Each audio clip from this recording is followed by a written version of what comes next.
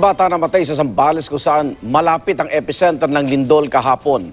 Sa katabi nitong bataan, di raw magkaugaga ang mga residente sa paglikas dahil pati ang lupa biglang nagkabitak-bitak at gumuho.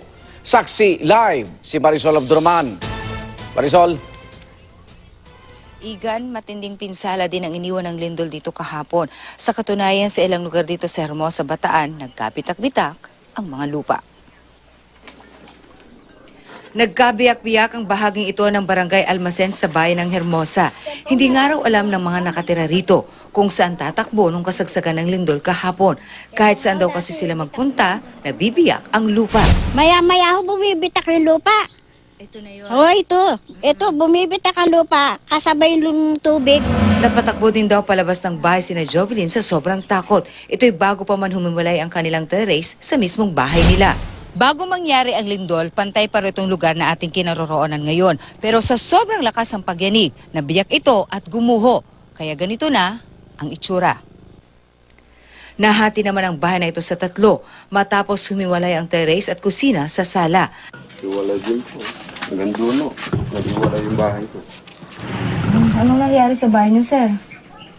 Para po yung lupa, matakbo siya pababa, papunta doon sa tubig. Para po siya nag-ati. At ang dapat sana'y venue ng kasal ngayon na ginayakan pa kahapon, gumuho. Sa kabila niyan, itinuloy pa rin ang kasal kanina. Tuloy na tuloy po. Ganun po talaga, wala pong makakapigil eh.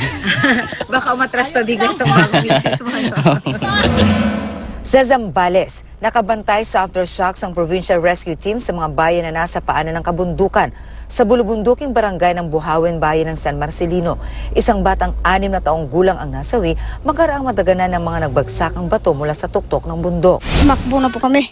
Kinuha po yung dalawang bata niya po, yung dalawang anak niya po. Binitbit niya po. Tapos itong maliit po, kinuha ko rin po yung binitbit. Yung isa po, naiwan na po. Pero balikan na namin po, hindi namin po na Si Warren yun? po, si Warren. Kasama ni Warren Serrano ang kanyang mga magulang at kapatid habang humahakot ang uling sa bundok nang maganap ang lindol. Masikip po yung nangyari po sa amin. Wala na po kami nagawa. Hindi na namin po maibalik po yung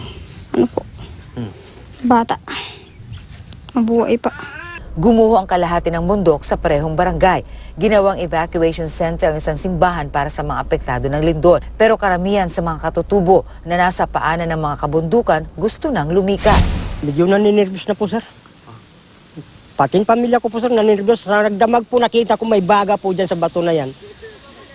Ako sir, hindi ako nakatulog. Babalik pa rin kayo doon o ano? Hindi na. Takot na po kami dun.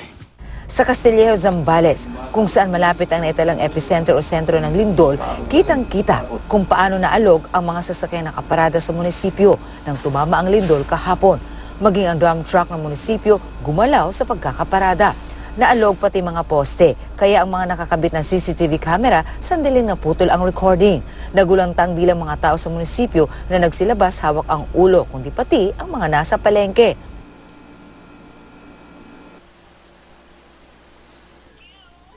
Sa kabila ng Igan, wala namang naitalang nasawi dito sa Bataan. Bagamat, meron daw mga nasugatan ayon sa PDRRMO pero minor injuries lamang ang mangyan. Meron din mga kalsadang nasira pero passable naman na ang mga ito. Live mula rito sa Hermosa, Bataan. Ako si Marisol Abduraman, ang inyong saksi.